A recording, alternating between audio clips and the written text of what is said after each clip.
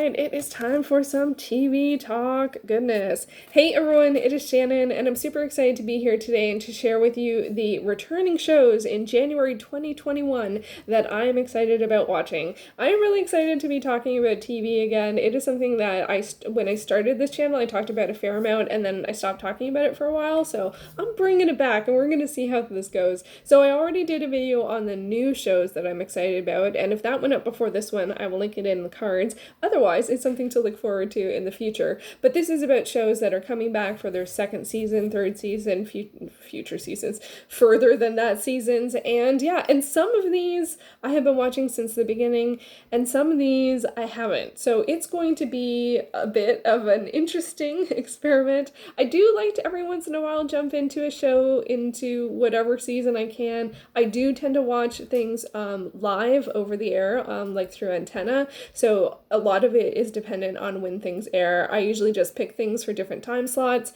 and then, one, if there's two shows at the same time, one's gonna win. Sometimes I will catch up with the show, with an alternate show on an app or streaming or whatever, but generally speaking, I tend to watch one per time slot, and, one will reign supreme and the other will fade to the background. So who knows what's going to reign supreme this year? We shall see. So first up, I am going to start with, going to do this chronologically from the earliest in January to the latest, and I will leave a list down below with the release dates and the shows. So, but first up we have The Rookie. So now this goes into its third season starting January 3rd, and it's on ABC. I can't remember, I forgot to write the Canadian stations. I'll try and put them down below. I might not have all that information. Sometimes I don't know until the weekly schedule comes up, so I'm not sure about this one. Anyway, this stars Nathan Fillion as the lead. He is a rookie cop, and he is older than most of the people who start to become a cop. Because I don't know if it's his second career. Like, he's got like an adult kid, and most of the people are more sort of like straight out of high school. But it deals with not only him, but a bunch of rookie cops that all have someone who's their partner or training officer. I'm trying to remember, what is it, a training officer? And so there's lots of interesting social dynamics and relationships, as well as they, have, I don't know, I'm trying to remember, it's interesting because it's a cop show, but it's not sort of a case a week type of thing. It's more drama and relationships. And the main character, Nathan Fillion's character, is really good with people. So sometimes he tends to approach things in a different way than other people. I really enjoyed season 2. I never saw season 1. I just dove into season 2 because it was on at a time that was available, and season 1 was not. So it ended up being a win. Maybe one day I will get to see season 1. We shall see. So that's the first one. Next up, we have Cobra Kai. I'm really excited about this. So this one's actually going to be on Netflix. So season 1 and 2 are already available, and the third season will go up on January 8th. I don't know if they're doing them weekly or if it'll be all in one. I guess we'll have to see. So this is actually a spinoff of The Karate Kid. It is an action comedy drama, and it has the characters from the original film. And then I don't know where it goes. I imagine from looking at this, it looks like there's two schools that, there's animosity between them, or competition feels between them, and that kind of thing. I'm actually surprised I haven't watched this yet. I might start watching it over the holidays and get caught up for when season 3 comes out. I like to have a lighter show. At the moment, it is the Canadian show that it starts with the non-swear word. Everyone else has seen it but me. I'm so thrilled that people are watching Canadian television. Oh, and so that's my current lighter show, and I don't know how funny versus comedy versus drama this one is, but I would like to check it out. It also already has been picked up for season 4, which is great to hear as well. Next up, we have Prodigal Son. This is going to be starting its second season on January 12th on Fox. This is one that I'm very surprised that I watched. The draw to me for this was Michael Sheen. Without question, he's one of my favorite actors, so I really watch it for him.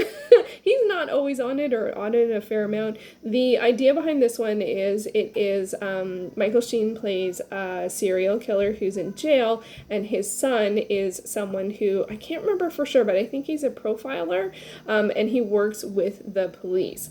So you have a sort of case a week sort of structure with that sort of elements, and then there's a longer arc structure in terms of him with the father-son relationship, as well as some intrigue in terms of things that happened in the past.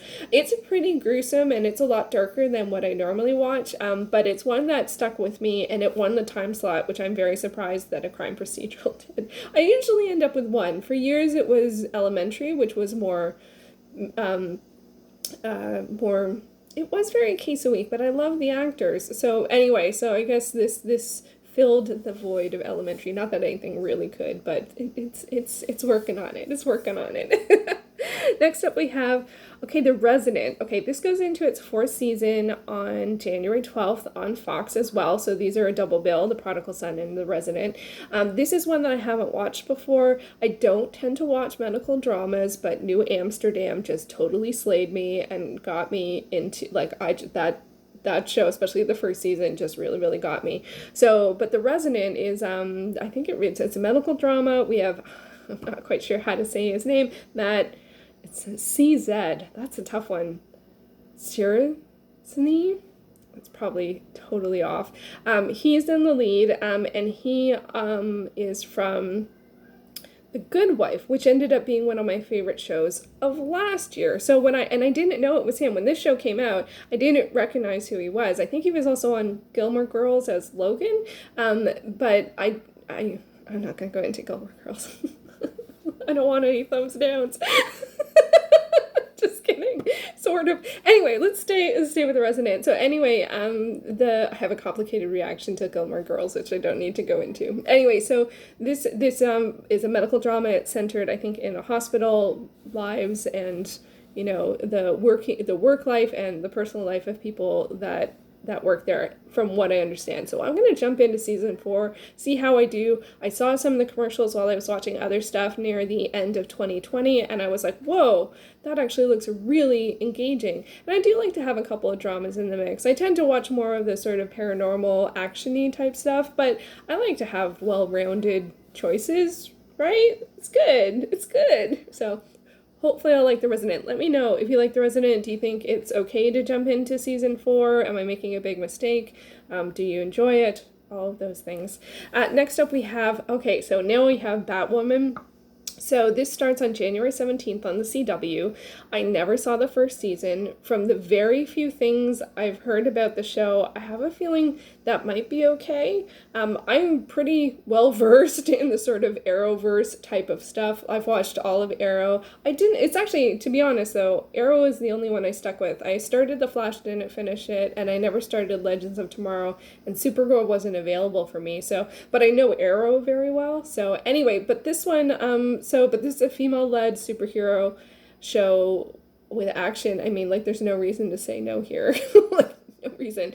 And the only reason I said no before was that I wasn't receiving the CW through my antenna, and all of a sudden, last year, I started ending up receiving it again. So I'm thrilled. So I am jumping back into Batwoman, jumping into Batwoman in season 2. I hope it goes well. I think I've watched enough of these shows that I will understand sort of the lay of the land kind of stuff. And I'm sure I can reach out to ask other people questions if I am confused about anything. So I'm very excited about that.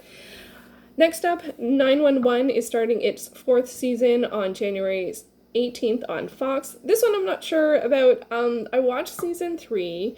I love Angela Bassett. I love the cast, but it's pretty high intensity, high stakes, peril situations. And I don't know if I can do that right now. I'm just not quite sure. But I really love the relationships between the characters. And I jumped into season 3 without watching season 1 or 2, so I definitely was a little confused. You just could tell. It was kind of, I try to look at it as a game, that you're just trying to figure out the puzzle of the relationship dynamics and the characters and their backstories and stuff. I really was moved, especially by several episodes of the show last year, but I just felt it was a little and there is a lot of levity in it as well. There's a lot of people that end up in just bizarre situations that they need help getting out of. And then there's some really, really like epic level stuff that happens. So this is one I haven't decided if I'm going to continue or not, but I enjoyed it enough that I wanted to give it a shot. So, and I think, I don't want to say anything about the end of season 3 or anything like that. So anyway, but do you watch 911? Did you watch the spinoff? There was a 911, I can't remember what it was called. I think I watched one episode of that. But I think from just like, just Angela Bassett. I don't know. That was the draw. She's amazing. But I do really, really like the cast. So I haven't decided about this one. I definitely watch the season opener and see how things go. And it might also depend on where it lands on the schedule. Okay, next up we have, All American starts back for its 3rd season on January 18th on the CW. Oh gosh, if it's on at the same time as 911, 911's not going to win.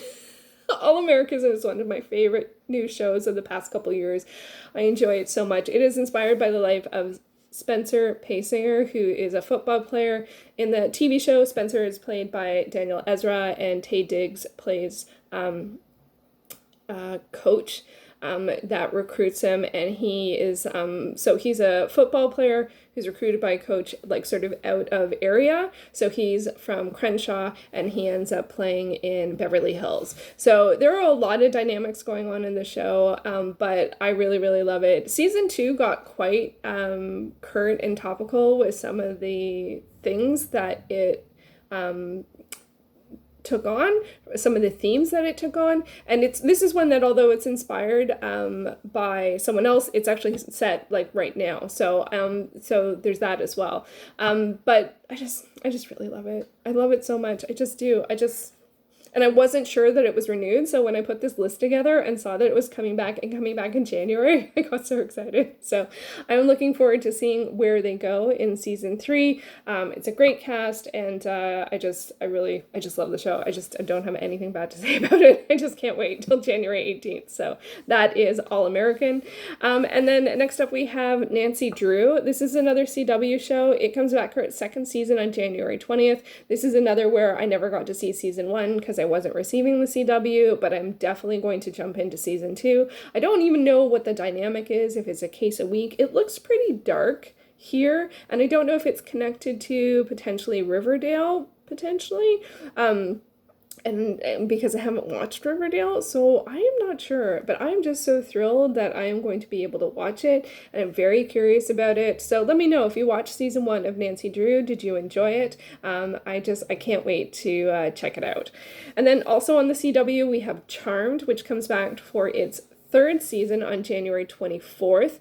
This is one where I watched season 1 and then I missed season 2, so I'm going to go back for season 3. And for the original TV series, because this is a spinoff of the original Charmed, which aired in the 90s, late 90s, early 2000s, around the same time as Buffy. The effects are very similar from those two shows.